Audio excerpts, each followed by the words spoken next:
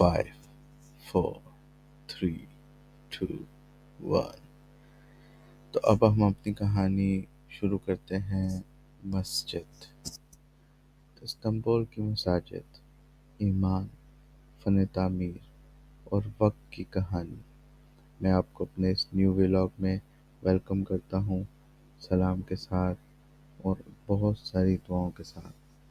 اللہ پاک آپ کو خوش رکھے، آباد رکھے اور آپ میری ویڈیوز سے لطف اندوز ہوتے رہیں اور مجھے اتنی طاقت دے کہ میں آپ لوگوں کے لیے نئی نئی ویڈیوز بناتا رہوں۔ استنبول ایک ایسا شہر ہے جہاں ایمان پتھر میں لکھا گیا ہے۔ ہر گنبد کے نیچے ایک کہانی ہے، ہر مینار کے ایک یاد دہانی ہے، اور ہر مسجد اس بات کا ثبوت ہے کہ یہ شہر صرف طاقت سے نہیں بلکہ عقیدے سے تشکیل پایا۔ اگر استنبول کو سمجھنا ہے تو محلات سے نہیں، مساجد سے آغاز کرنا ہوگا۔ آپ یہاں کی ہر مسجد میں جب آپ گھومیں گے پھریں گے اور اس مسجد کو تحقیق کی نظر سے دیکھیں گے تو آپ کو وہ مسجد نظر نہیں آئے گی، وہ ایک پورا فلسفہ نظر آئے گی، وہ ایک ماں کی کہانی نظر آئے گی، وہ ایک بیٹے کا سکون نظر آئے گا، وہ ایک باپ کی شفقت نظر آئے گی، وہ ایک امت کی رحمت نظر آئے گی۔ آپ کو ہر چیز ایک مسجد میں نظر آئے گی۔ انفیکٹ مسجد آپ کو پورا ملک نظر آئے گی، ایک فن تعمیر نظر آئے گی، ایک تعمیر کا وہ سلسلہ نظر آتی ہے جو کہ آپ کو سکون دیتی ہے۔ یہاں کی مساجد نہ کہ آپ کو اپنی طرف بلاتی ہیں بلکہ اپنے اندر سمانے کی طاقت دیتی ہیں۔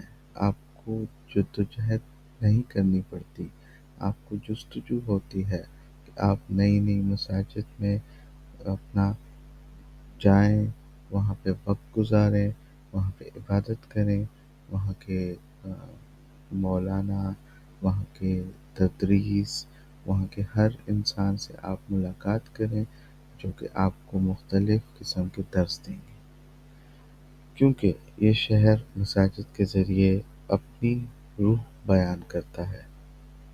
اس لیے اسلام سے پہلے یہ ایک مقدس شہر تھا۔ عثمانیوں سے پہلے یہ شہر قسطنطنیہ کہلاتا تھا، جیسا کہ آپ میری پچھلی ویڈیوز میں سن سکتے ہیں، دیکھ سکتے ہیں کہ یہ قسطنطنیہ کہلاتا تھا اور یہ استنبول کس طرح بنا۔ میری ویڈیوز اردو اور انگلش دونوں زبانوں میں آپ کو موصول ہو جائے گی۔ عثمانیوں سے پہلے یہ شہر قسطنطنیہ کہلاتا تھا۔ یہ بازنطینی سلطنت کا دارالحکومت تھا۔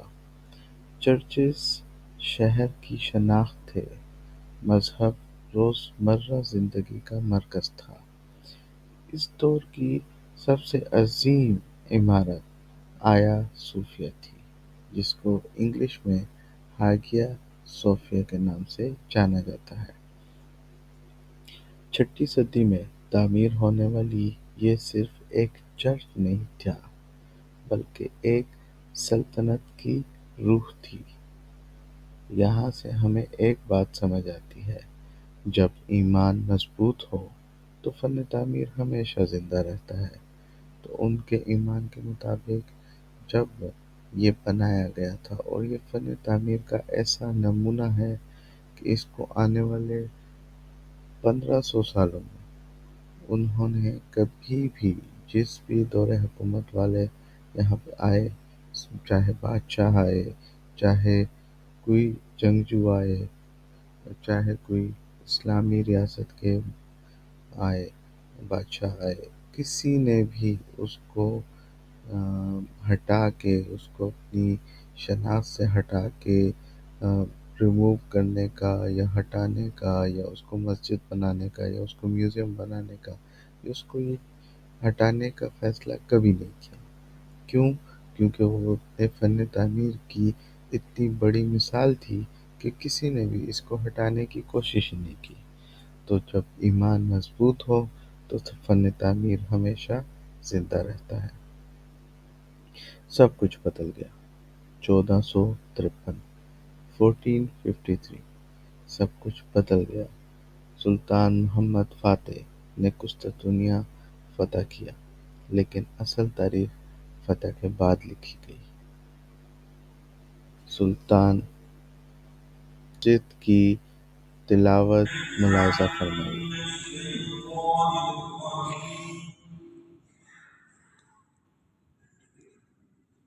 أعوذ بالله السميع العليم من الشيطان الرجيم. أعوذ بالله السميع العليم من الشيطان الرجيم. بسم الله الرحمن الرحيم.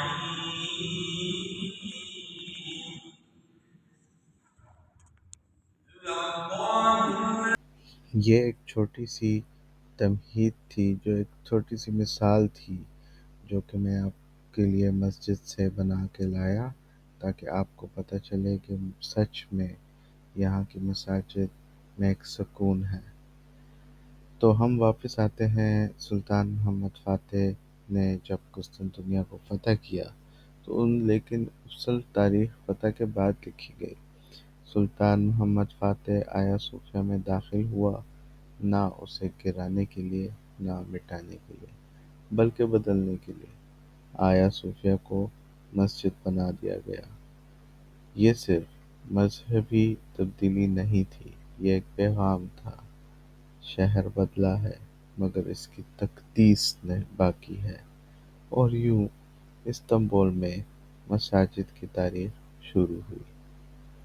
آیا صوفیہ ہی پہلی عظیم مسجد بنی۔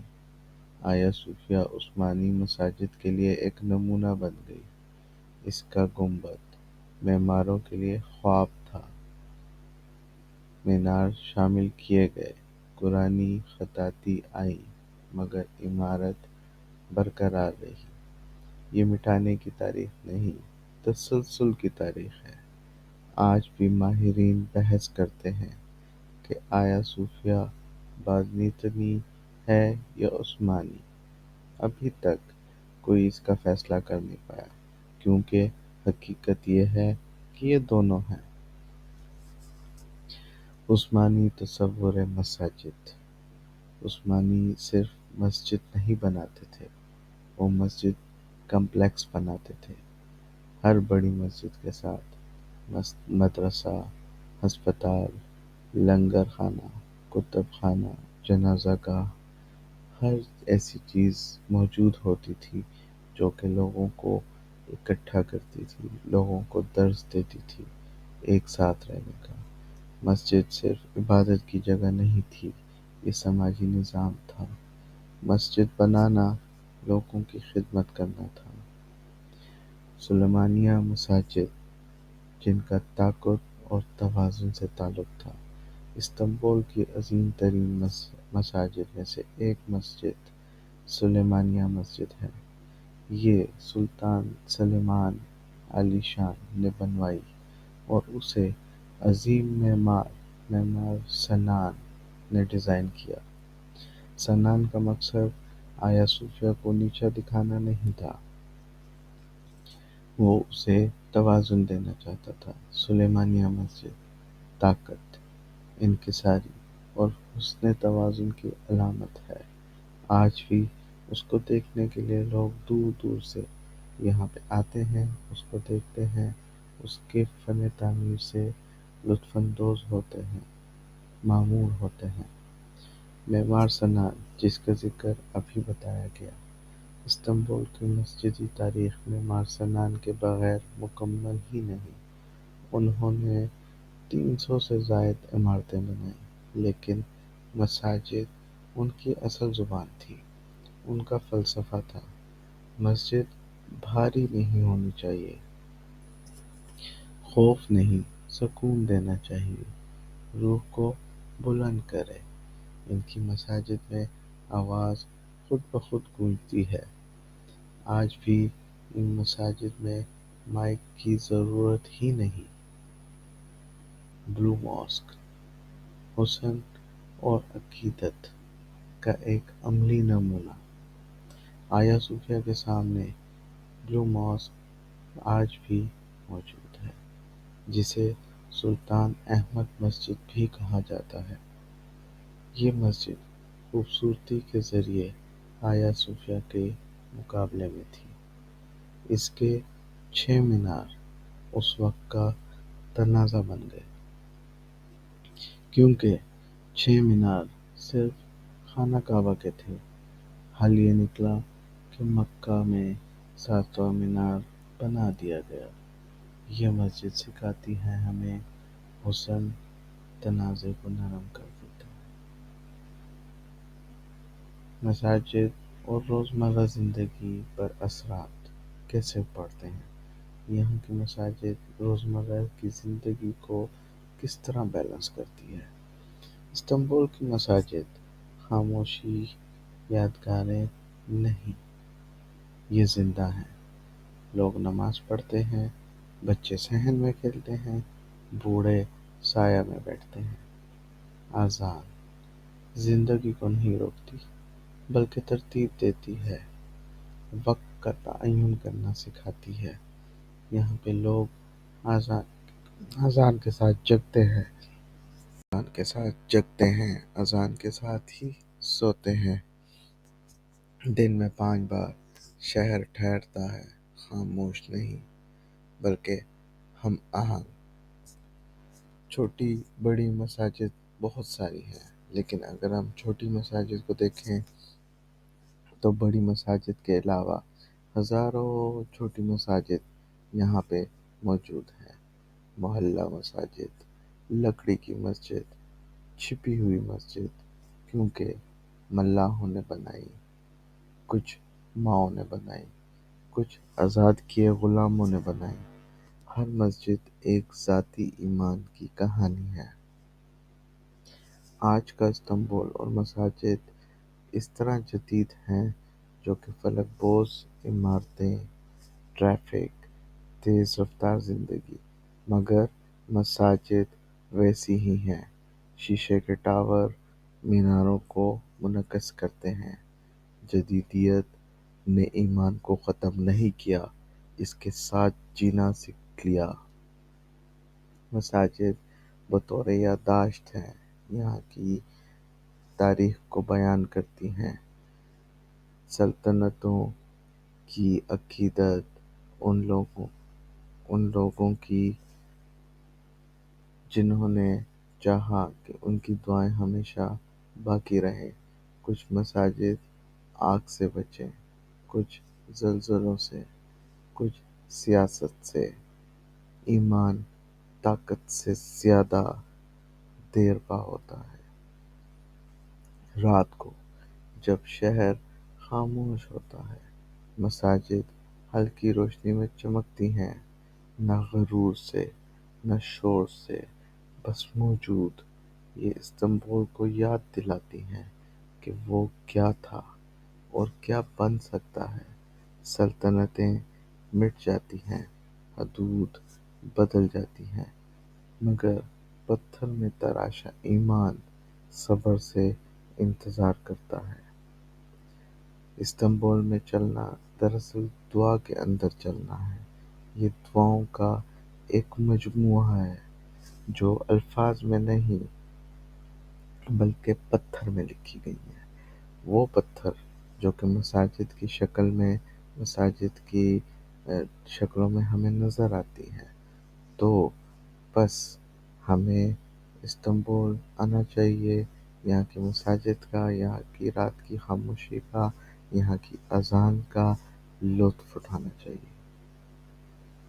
تو ناظرین اور سننے والوں، میرے پیارے سننے والوں، آج میں نے آپ کے لیے یہ ٹاپک بہت محنت سے ڈھونڈا، اس کو تیار کیا، اس کو انگلش اردو میں کنورٹ کیا۔ اسی طرح کی اور بھی میرے پاس بہت سارے کانٹینٹس ایسے ہیں جو کہ میں آپ سے شیئر کروں گا، ٹاپکس ایسے ہیں جو کہ آپ سے میں شیئر کروں گا۔ اس کے لیے آپ کو میرا چینل سبسکرائب کرنا پڑے گا، لائک کرنا پڑے گا، شیئر کرنا ہوگا۔ اگر آپ یہ چیزیں دیکھنا چاہتے ہیں، سننا چاہتے ہیں، تو آپ کو صرف ایک بٹن دبانا ہے، آپ لائک کریں، شیئر کریں، سبسکرائب کریں۔ میں بہت ساری مساجد کی ویڈیوز، اذان کی ویڈیو، مختلف چیزیں میں آپ سے شیئر کروں گا آنے والے وقتوں میں۔ اپنا خیال رکھیے اور مجھے بھی دعاؤں میں یاد رکھیے، میری فیملی کو، میرے میرے ساتھ جتنے بھی لوگ کام کر رہے ہیں سب کو اپنی دعاؤں میں یاد رکھیے۔ فی امان اللہ، اپنا بہت خیال رکھیں۔ اللہ حافظ۔ شکریہ۔